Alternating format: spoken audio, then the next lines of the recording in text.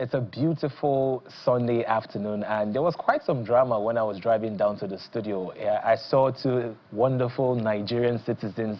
Their cars hit each other, and they were shouting on top of their voices. And one person was asking the other person, "Do you know who I am? I'm going to call my friend who is the commissioner of police, and you're going to sleep in jail." And, you know, that leads us to what we really want to talk about today. In Nigeria, the abuse of influence is not reserved for politicians alone. It runs through the society. From traffic stops to fill queues, offices to government corridors, people are quick to flex their connections, bend the rules or intimidate others with the weight of who they know. This culture of ego and privilege undermines respect for the rule of law. It weakens institutions and fills a cycle where power is seen as a license for impunity rather than a tool for service. On Rubbing Minds this week, we'll explore why this mindset persists, the damage it causes to governance and public trust, and what it could or what it would actually take to rebuild a society where fairness, humility, and accountability are the true measures of leadership. And to discuss that with me, the culture of Do You Know Who I Am is a personal development coach, Motolani Falabi. Welcome to the program. Thank you. I saw you were laughing when I just described what exactly happened when I was coming to the studio today. But really, before we get into it, I'd like to also introduce our second guest that will be discussing this with us via Zoom, a clinical psychologist, Dr. Chris Abojeyi. Welcome to the program, sir. Thank you for having me. Hello, everyone. Good to have you. Good to have you here. So, Dr. Chris, I'm going to start off with you. Where did we get the mindset of abuse of power, no matter which level we are in the society? So as a psychologist, I think that this is both psychological and sociocultural as well. And if you look at the history of Nigeria as a nation, you look at the fact that it is built strongly on the hierarchy system. And if you look at the pre-colonial eras and the colonial eras where the patron-client system really existed, people got rewarded for their loyalty. And that has gone on over the years, whereby the citizens have gone to learn that there is reward for associating yourself with power, because again, those in power are looking for ways to make sure that people are loyal to them. So this creates a psychological inflation or a special status bias, where people begin to believe that as long as they have some connection with power or some authority or some symbol of authority, then they are special. And what this means is that they shouldn't have to go through the rules or have to go through the same, kind of process that the average person would have to deal with as well. Okay, so it's a psychological thing. It's Yes. just a mental thing. So would you now say that it's a human thing to want to abuse power? Well, it's a human thing to want to get privileges. It's a human thing to want to make sure that you don't have to do or go through the same process that everybody has to. But what we see is that and you might ask the question, but why is that? Why is it that we don't see a lot of this in some other climes? And the answer would be simple, that there are systems that are put in place, structural, societal systems that are put in place to check this. But what you see in Nigeria is that it's the opposite. What we have in Nigeria is that we have a system that actually has been put in place to reinforce this rather than to check it, right? And so what you see is that you see a lot of people who find themselves trying to cut corners or trying to beat the system because the system reinforces it. And we can go, in depth about, for example, our constitution and so on. Yes. All right. Thank you very much, Dr. Chris. Motolani, that brings me to the question of the rule of law. So if the citizens of a country are constantly looking for ways to, cut corners, is that a reflection of the people in power? How effective is the rule of law? It's a reflection of the culture that we have allowed. I like what Doctor said. I also believe that it's a reflection of values. People just lack character. Because I believe, everybody wants some level of privileges, but then if we look at how it's being used, especially in a country like ours, Nigeria, you know, someone who is not even in the person in power, just because he has somebody. I've heard someone say, oh, do you know who I am? And when I was asked, who are you? My brother just graduated from blah, blah, blah, blah. Or my brother is, and you're like, oh, you're not even the one who is in power. But it's also a value thing. People, as a nation, do we have, what culture do we stand by? If you see any Japanese, there's a culture of respect. Right, and you can see that in what they do. That's why they'll go to a country to play football, and at the end of the day, they're picking up after themselves and after every other person. But as a nation, as Nigeria, would we say that what would we say is our core value as a nation? Okay, so you spoke about culture, and you mentioned the Japanese culture being built on respect. I would like to think that even our traditional values also is big on culture, you know. The Yorubas, the Igbos, the Hausas, I think respect for elders, it's a huge thing. So where are we getting it wrong? Is it that we are not necessarily, you know, implementing those cultural values that we have? So when you say cultural value, I'm saying as a Nigerian, if you ask 20 Nigerians and say, what is the culture of Nigeria, would they all give you a specific set of values? Every family, so when you say, oh, Yoruba are known for culture of respect, yes, does every Yoruba family live by the culture of respect? So why do you think, you know, the Japanese got it right, you know, making it a national thing? So how come our traditional cultural values have not translated into the national cultural value, if I'm going to put it that way? Okay, so for them, it's been imputed into even their education from when the kids are small. So whatever it is that you see in any nation right now, what you see outside is the national values of the nation. So when you say, oh, the Yorubas are known for respect, or we are known for this, we should see it in the society. So they've been able to build it into the educational system. They've been able to teach their kids from when they're young. So they grow up into it. It's not something that they have to learn. It's something they were born into. But for us, what would we say it is? So when I hear people say, oh, we're the society, we're a respectful one, okay, we should see it everywhere. Our culture, or whatever our values are, should be seen across the citizens of that nation. So when you see, if you can't predict the behavior of any citizen, it means that that nation necessarily doesn't have any value that they live by. So if I ask you, what's the value, list 5 values of any Nigerians? Do you have any core values that you would say every Nigerian should live by? Oftentimes, the value that people live by have maybe the family values that is being created from their individual families, not necessarily because you're a Nigerian or something that is. So we're going to get back to that conversation, but I need to sample the thoughts of Dr. Chris. You had earlier stated that, you know, everybody wants a level of privilege, and we've seen incidents, you know, of celebrities or well-known figure, you know, abuse this privilege.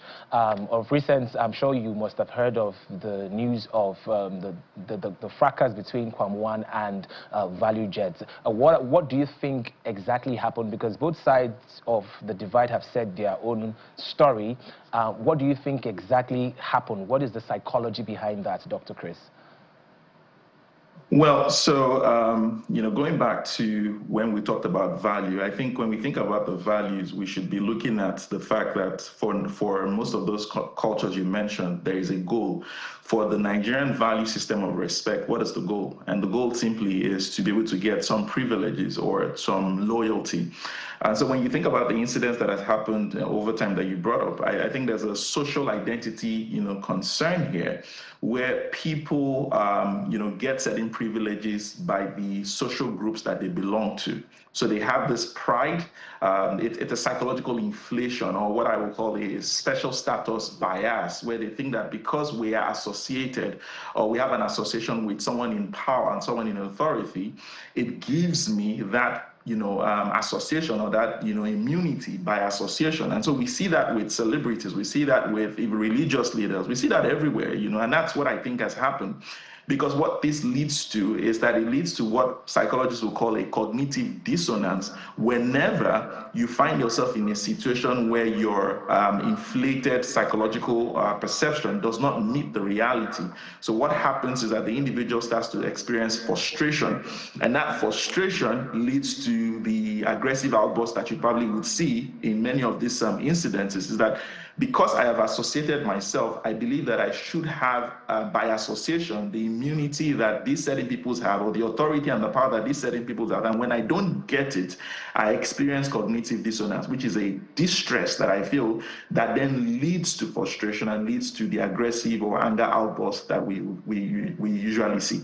Okay, so now let's talk about the pressure this puts on the people in power, because if all your friends and your family members and people that know you are personally calling you, where would you find the time to now attend to the matters of the nation or whatever office you occupy? Do you think that there's also a level of pressure from the people that actually have the power? Dr. Chris. Oh yes, definitely. There is the pressure, and it's on different angles. On one angle, most of the people in power, some of the people in power also understand that for them to remain in power, they need loyalty. They need people who will be loyal to them, and so they need to create a system that rewards loyalty. Right? And so that's part of the pressure, is that I understand that for me to remain in power, for me to keep on getting the benefits of power, I need loyalty. So I need to create that benefit, that reinforcement for that. But it also puts those who probably want to do the job, under, significant pressure, where they get frustrated within, trying to, go about their duties and their responsibilities, because you keep on getting people call you, and of course, if you don't respond, then you are tagged or labeled as a negative person. And nobody wants to be seen as a negative person or a bad person. So in order to manage that image and that perception, they might eventually find themselves, yielding to the bidding of the citizens, or these folks. In fact, if you think about previous elections in Nigeria, you might see that some people decided that they wouldn't vote for some people because they perceived that they wouldn't get those privileges by association. So it's a lot dicey here, because on one end, there's a need to reinforce loyalty. And on the other end also, there's also the need to not be perceived as a negative person or as a bad person. All right, so Motolani, let's get back to the national conversation we were having earlier. You spoke about how we cannot necessarily place our hands on 5 Nigerian values. You've explained where we got it wrong, but how do you think we can fix that? How do you think we can impute that national, that national pride in citizens, and that would probably translate into the citizen wanting to do the right thing at the right time? So one of the things that I believe personally is we might not be able to see that result now. It might take another, say, 20 years, but it's something that if we start now, if we put it in our educational system to say, this is who a Nigerian is, and put it in a subject that every Nigerian child has to go through. No, I think there's a subject, civic education. Yes. It could be included in a subject like that, to say that these are the core values of every Nigerian, and we live by it daily. So it's not that in a family, and you know how we unconsciously even teach the younger generation, where daddy did not follow the rules, but tells the kids to follow the rules. They are looking at you. What you have just told them is, oh, it's okay not to follow the rule as an adult. So they are looking forward to when they have grown to your age, they don't also follow the rule because you have not modeled it. So I think that we can start from the educational system. I actually believe that people's behavior can be predicted. If you want to determine the behavior of your citizens in another, say, 20 years, you can do that right now. People can be conditioned to behave in a certain way. So if we start the conditioning now, we might not see the effect immediately, but another 20, 30 years, we'll begin to see a more refined and defined Nigerian. To say, when you say Nigerian, you would know that this is a Nigerian based on the values. But of course, it's not an immediate effect. It's not an immediate result that we're going to see. All right, thank you so much, Motolani. Dr. Chris, finally, how do you think we can deal with the concept of oppression? And I'm not just talking about the elites, because when we mention oppression, we just think about, you know, the powerful people or the people in power. We're talking about people that work in filling stations, people that work at passport office, you know, the everyday Nigerians, the civil servants that would would capitalize on an opportunity. I saw a bus conductor, because it was raining, he now said, okay, he needed to increase his fare just because it was raining, and he was like, if you're not paying this amount of money, please get out. There are lots of people that want to jump on this bus. When we have fuel scarcity, you see the fuel attendants, they start, you know, taking kickbacks just to, you know, sell fuel to you because there's scarcity. So the concept of oppression, it cuts across board. How do you think we can deal with this from a psychological point of view? Okay, so I think that there's something that a lot of people miss out from, and that's from a psychological perspective, is that, you know, the why. Why do these things, you know, continue? And I'd say one of them is fear, and I would explain that. We live in a system where the economy there's a lot of uncertainty, right? There's a lot of uncertainty within the system. And so you see a lot of people are mostly focused on ways and strategies to provide security for themselves. So when you talk about the bus conductor that immediately wants to increase the fare, it's from a place of, you know, this is an opportunity. I need to secure this as fast as I can so that, you know, I don't know what will happen tomorrow. So there's a lot of insecurity from an economic perspective. And so this is a bigger problem. And so I think that for us, to be able to address this, we need to address that. We need to help people realize that there's predictability, that there is some certainty in putting in the hard work, in the skills. And this also explains a lot of reasons why a lot of Nigerians are relocating. It's not necessarily because of the money, but because of the certainty that they will get in all of these places. So create the psychological shift where law-abiding behaviors are reinforced, where you have role models who are actually portraying these behaviors and following these rules intentionally. But you also need to strengthen the institution such that, you know, those that are, I would say, the frontliners are empowered to enforce the rules. And it's not just limited to, you know, people who don't have the status or the power, where there are legal consequences for behaviors, you know, and I like what, you know, we've talked about in terms of the civic education. You know, it starts first from the home, it goes on to the schools, it goes on to public figures portraying these behaviors, and people can then learn by observation. Thank you very much, Dr. Chris. Thank you, Motolani. It was such a great segment. Thank you for coming.